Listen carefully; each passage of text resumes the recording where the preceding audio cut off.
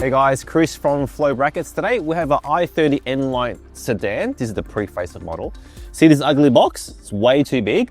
I'm going to show you how to shrink that down to something like this using our number plate bracket system. Let's get into it. So this is our plinth. So what we've done is we've basically redesigned this mounting box and shrunk it down to a very low and slim profile, which is this. And to get this on, it's quite easy. All you got to do is take off the number plate. Behind it, there's a couple of screws. The box drops out, and then I'll show you how to put this on.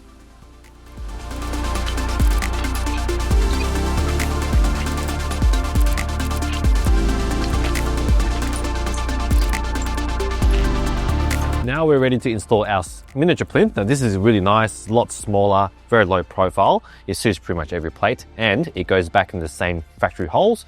On the back, you'll see that we've incorporated the shape of the grille into the back. So it's a self-locating part. It's very easy to get correct. And of course, same holes, and we'll give you some stainless steel screws to go in its place.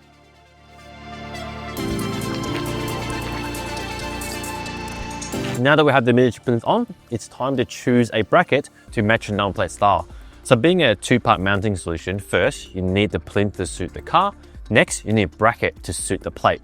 Now plates come in all shapes and sizes across Australia, so it's important to choose the correct bracket to suit the number plate to match as yours. So for example, on this car, we have a slimline size plate. This is a Victorian slimline bracket.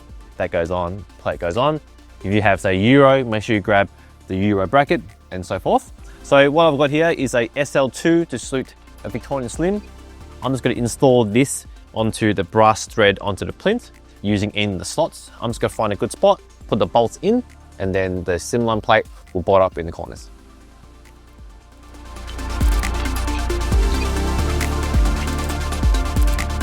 I've got the bracket on now. I've just installed it there because I think it looks pretty nice.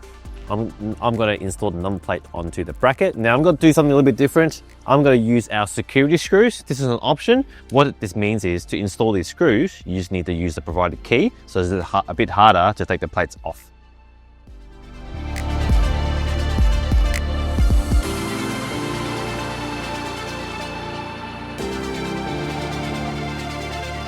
Now let's quickly talk about the rear because there's a very common question we get asked. The i30N sedans, now N-Line and N has the same problem. There are factory holes on the back, but you see these big squares, they actually show through the plate. So if you were to line it up with the holes provided, you can actually still see the holes poking through. Some are worse than others. So if you want to fix that, grab a bracket, and you can see that the factory holes line up with the vertical slot on a slimline plate. Now these vertical slots do exist on a few different of our brackets, so you can adjust the height. So by bolting that on, you can actually go up. So one, it will cover the hole. Two is actually center to the bumper. So what we're going to do is we're going to install one of these brackets, find the middle, and then we'll install a non-plate using the 4 same screws in the corner, like I did with the front.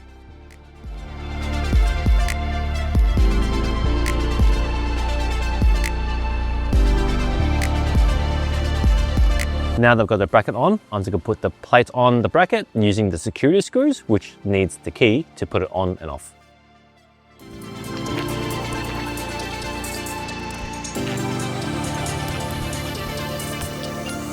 And that's how you get rid of this big oversized box that's in a completely wrong shape and shrink it down to something like this to get a nice clean floating look using a plinth delete kit and our bracket system.